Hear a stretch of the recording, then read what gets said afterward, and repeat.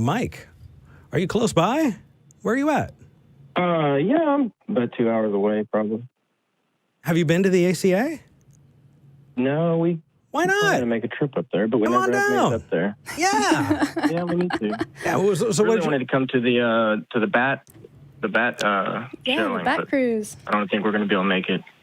Well, we're still here. You're always welcome to drop on by. But regardless, what did you want to talk about? I know we're running short on time. Yeah, no, I'll try to be quick. So I really want to talk about the pain that Christianity either knowingly or unknowingly causes with their little platitudes like God has a plan for everything or everything happens for a reason, and their lack of recognition for the need for mental health care.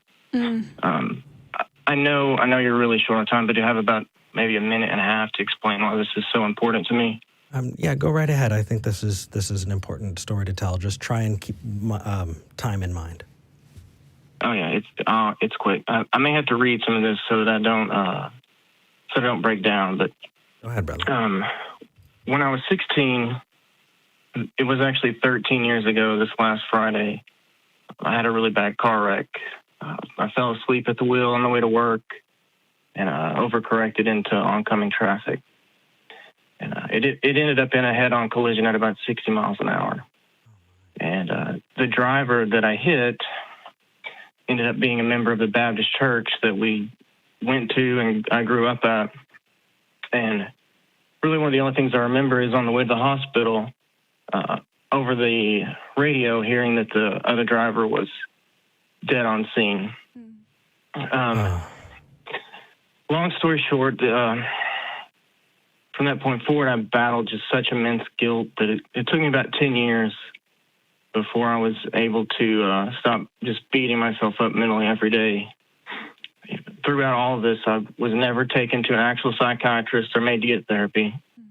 But I was, however, pushed into talking to several pastors and forced to continue to go to the same church every week that his wife, friends, and family were still members of, which just ripped this wound open that I was battling even further than I thought imaginable.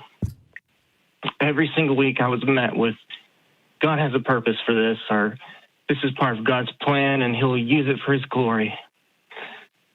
And I just want to say to any Christians listening that is the worst thing you can ever say to someone that's going through such guilt and pain. I spent the next 10 years buried in my self-hatred and burdened with this idea that not only did I have to figure out, but live up to some grand plan that God had for me, since, if it's something someone had to die for, then it must be something important. Of course, the icing on the cake was the guilt that I was feeling for being the cause of someone's death.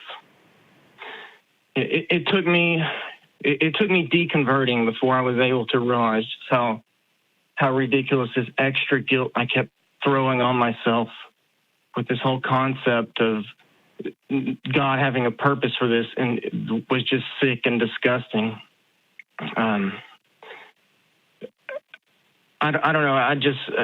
It's important to me that Christians know how painful some of the things that they can say to people are without realizing it.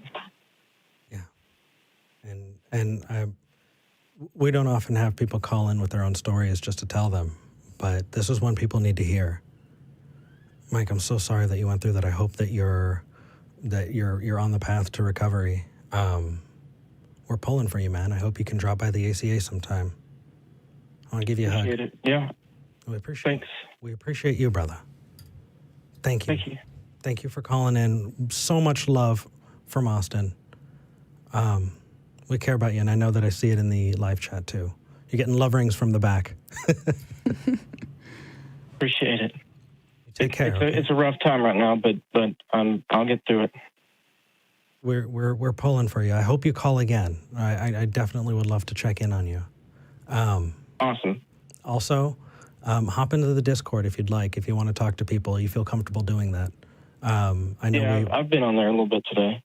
Oh, good. They're a pretty good bunch. And they're very supportive, and sometimes just having people to talk to and be around who aren't going to give you those bullshit platitudes is wonderful.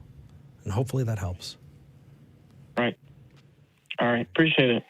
Appreciate you. Thank you. Thanks, guys. Ooh. I know, right? Yeah. You know, we get those, and I usually get that as an email, where people say, you know, these platitudes are just the twisting this knife that, you know, I'm already dealing with this, and to be able to, and for somebody to say, oh, you know, I'm praying for you. God's, Yep. you know, this is part of God's master plan, that I just can't. I see this, and what do you say? You know, the best thing you can do for somebody in mourning who's grieving is to be there for them. And if you are in that process of grieving, even if you're not, consider getting therapy.